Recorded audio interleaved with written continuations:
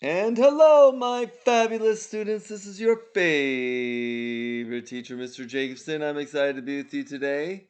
Today, we're going to talk about the colonial religion and culture. We're going to learn a little bit more about the origins of the colonists and some of their ideas and what those ideas sort of germinated into. So, let us begin.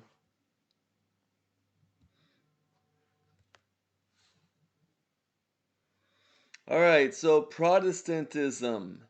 This is what makes America America, right? So Protestantism is going to be the dominant religion. You got in New England, you have Congregationalists by the 1700s. Congregationalists are what kind of eventually emerges from the Puritans.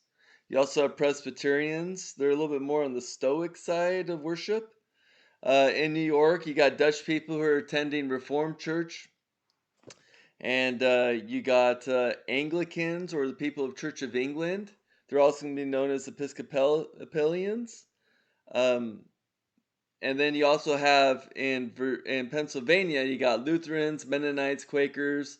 So you have a whole slew of religions that are kind of spreading throughout the Americas. Of course, don't forget Catholics and Jews in Maryland, which we talked about previously. And then you got challenges happening, right? And so you got Jews, Catholics, and Quakers. They're kind of getting discriminated against because they're not really in the mainstream of Christianity, at least as far as Protestantism goes. You got Congregationalists who are being criticized for being just too domineering, too serious, I guess. You have resentment happening towards the Church of England, since it's like a symbol of what the crown is, and the crown is starting to become a little more oppressive. So there's a lot of stuff going on religion wise in the colonies, which is exciting because we're going to start seeing a lot of consequences due to all these things, which will be coming shortly, right? With the American Revolution. Most common governments tax the people to support Protestant denominations. This is also known as an established church, where they kind of get the government funds to continue. As diversity continues to grow, a lot of these established churches are going to start losing their support, at least directly through tax, um, which is a good thing because it's important to not have a church kind of propped up by the government, because then when those people aren't part of that church, then the persecution and discrimination will eventually follow. So we also have something known as the Great Awakening that happens. This is a pretty important event in the early 1700s here. So I guess more toward mid might be better, but it's 1730 to 1740 or so, so it's before 1750. You have a reverend. His name's Jonathan Edwards, and he's this Congregationalist minister from Massachusetts, and he begins a sermon called "Sinners in the Hand of an Angry God," and he gives it to his congregation, and it's kind of well received, but nothing. It doesn't really take fire. Then he kind of goes on the road, because that's kind of what ministers did, trying to look for new people, new souls that need saving, etc. Um, and so they went out there, and his it really starts to catch fire as it's on the road. It's just very raw. It's kind of different, and that he's just trying to say, that there is an eternal damnation, and there's a need to repent, and it hits right to the heart of the American people, especially the just the common people, right? And so you have a guy named George Whitefield, who is also going to kind of be a major personality in the Great Awakening. You're going to have audiences of 10,000 plus who are going to like gather together near barns and tents and fields and whatever, right? So there's religion is really important to the colonists, to the point where they're gathering people. These one minister could get 10,000 plus to come hear him speak. So God and Christianity and the welfare of their souls, all those things are really starting to be on the minds of the people. And so there's some impacts that occur because of this. Number one, you got kind of like a newer way of worshiping. There's more emotion to it. It's called emotionalism. Uh, People become a little bit more excited, if you will, and manifestations of conversion or feeling the spirit of God could be manifest with more emotion. um, Sinners, need to confess their guilt and receive that acceptance of salvation. You have a split in Christianity that kind of occurs, right? So you got the old lights and you got the new lights. So within like Congregationalists and Presbyterians, you kind of have a split faction in each of those. You got the people who kind of agree with this whole Great Awakening thing called the New Lights, and they're also Congregationalists. But then you have Congregationalists who are still old lights. We're kind of like the old status quo of how things used to be and the preaching. So it's kind of splitting congregations and denominations into like a new age and old age kind of thing. The more people studied the Bible in their home, ministers started losing authority over them, very much like the Protestant Reformation in Europe. Baptists and Methodists gained great support and converts with their traveling ministers, challenging Congregationalists and Anglicans. One major result was that people called for more separation between church and state. So that's going to play a pretty big role going forward, especially as Britain becomes more oppressive. Political impacts are you have the first experience shared by all colonists as Americans, so they kind of have the Great Awakening was throughout the whole 13 colonies for pretty much, and so it's kind of like an event that wasn't just like a New England event or Southern event or middle colonies event. It's kind of something they all share together. Um, has a democratizing effect by changing the way how people viewed authority. You got this classic question: if people made their own religious decisions without the higher authority of ministers, then could they also make their own political decisions without deferring to others? Let's just say deferring. Sorry. Um, Anyway, this question would eventually lead to lead uh, challenging the British crown. So we also have achievements in arts and science. You have paintings that are becoming very popular. You have people who were born in the Americas and then go to England and become prominent painters like Benjamin West and John Copley. And then you have literature. A very popular literature was by a Puritan. His name was Cotton Mather, and he was a clergyman. He wrote over 400 works of religion. Um, you have political writers highlighting the conflict between American rights and British authority, where you got people like John Adams, Thomas Paine, Thomas Jefferson, and many others. You have Ben Franklin, who's writing, and he writes a very famous book called Poor Richard's Almanac. Um, and that's a bestseller, and it constantly gets revised almost yearly from 1732 to 1757. And then you have Phyllis Wheatley, who's a West African slave that published a collection of poems in 1773. She was freed soon after the poems were published. Her work is noteworthy both for her triumph over slavery and the quality of her verse. And then you have sciences are going on, right? So you got John Barthram of Pennsylvania, and he's a famous botanist. And then you got Ben Franklin, who worked with electricity, Franklin stove, and bifocal eyeglasses. Here's the Franklin stove, an antique version of it.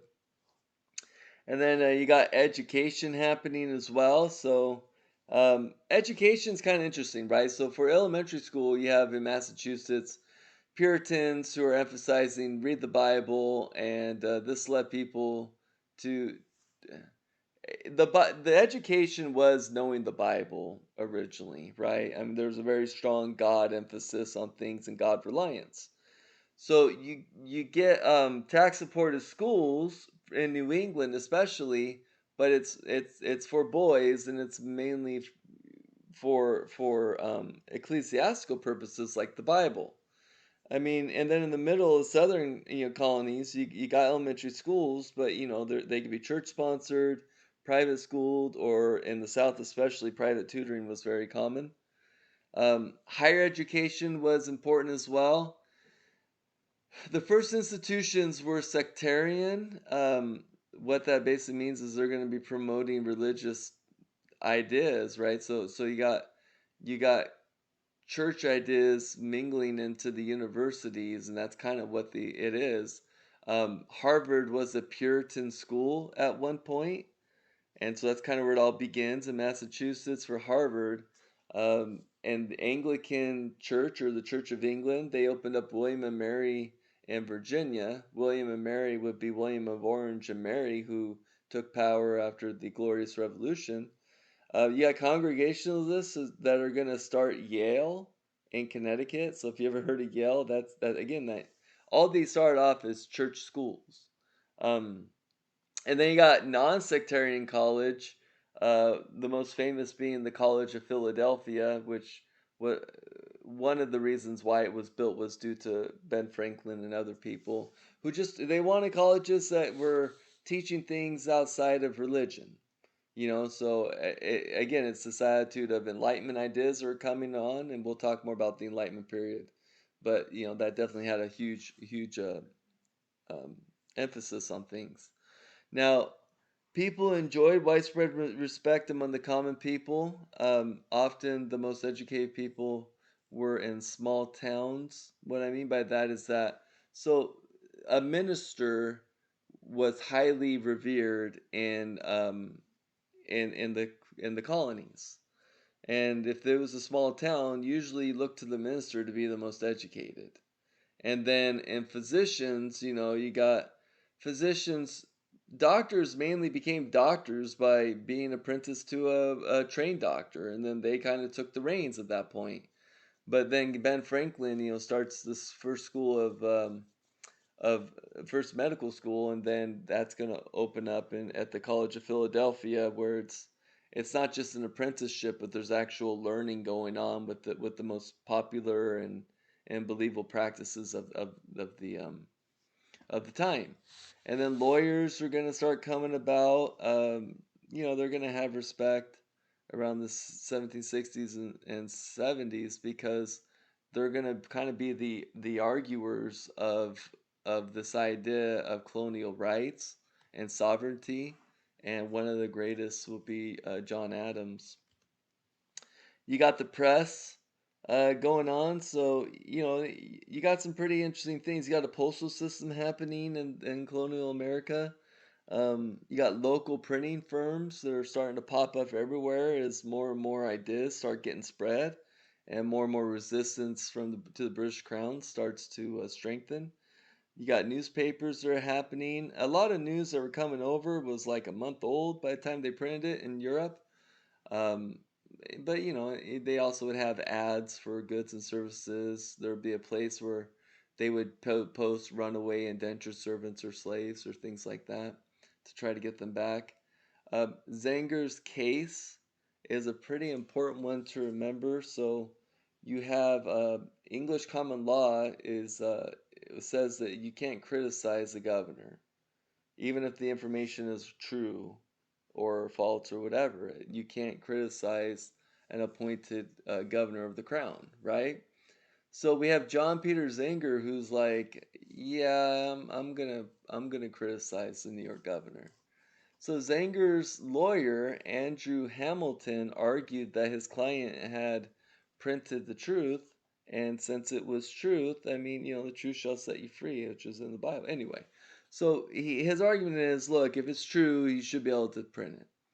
So, ignoring the law, the jury acquitted Zenger. That means that the jury did not find him guilty, um, which was a big win because although this didn't guarantee freedom of the press, it encouraged newspapers to start criticizing government. So it set a precedent. You also have the Enlightenment period happening. So um, many times the people, prior to this time had just a very strong reliance on tradition and God's intervention. Um, Whatever, what's the answer to this? Well, it's God, so that's the answer. And people kind of can look at this as, more of a darker era. Um, but Enlightenment thinkers started coming about, and these are people that also believed in God. I mean, they just believed that God gave reason and that reason should prevail over everything. So, they kind of challenged the status quo of things, the traditionalism. And anyway, they believed that the light of reason could solve most of humanity's problems. So, one of the greatest Enlightenment thinkers is John Locke. He wrote a book. You have two treatises of government. You also have this idea of natural law. And natural law is this attitude of there are laws that are above government, basically, that these laws of, and one of the three important rights or laws are, people have the right to life, liberty, and property. And these are laws that government cannot do not have the right to supersede. These are laws that are given to us by just naturally being born or by God. Um, Also, citizens had a right and obligation to revolt against government if they felt like the government wasn't protecting their natural rights of life, liberty, and property.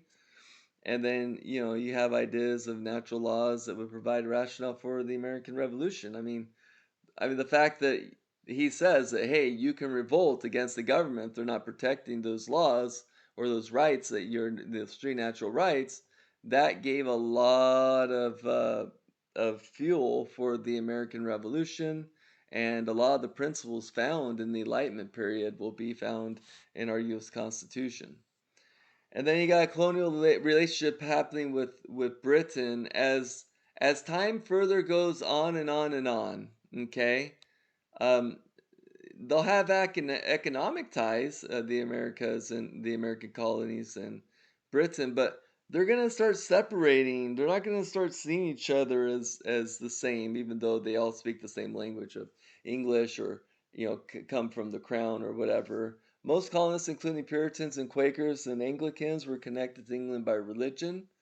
You have a colonial identity. Colonists were beginning to identify separately from Britain. Colonists exercised the rights to free speech and a free press. They became accustomed to electing representatives to colonial assemblies and tolerated a variety of religions. Observers saw Americans as restless, enterprising, practical, and forever seeking to improve their circumstances. So yeah, things are changing, right? Because in Great Britain, there isn't a whole lot of diversity in religion. There has to be Protestantism, and that's it, because that's the official religion of the government. So, and then the church, the government actually endorsed and is married to a particular church in England, known as the Church of England or the Anglican Church, right? So you're not going to get a whole lot of diversity there. And then the crown is in charge, and so you don't get a whole lot of free speech. But in the Americas, they kind of had that and they enjoyed it. And so there's a lot of mistrust in the government that starts to occur. Colonial identity reflected diverging interests against the colonies in Britain. Colonists were eager to expand westward. The British wanted them to just, hey, stay put. Let's cool off here. Let's not cause problems on the frontier. Because if there's problems, then the British have to go in and take care of it, right? Or help, or to be assistance of it. Colonists like salutary neglect. And the British occasionally enforced trade regulations, which kind of pissed the colonists off, right? You have colonists who took pride in governing themselves according to English tradition of liberty. British claimed sovereignty over them as part of an empire, and then economic and religious diversity led them to not identify with Britain anymore. So you just have this slow separation of values and identity that's eventually going to, again, come to a head with the Revolutionary War. So, anyway, go ahead and write your summary, and we'll discuss this when we return. Thanks.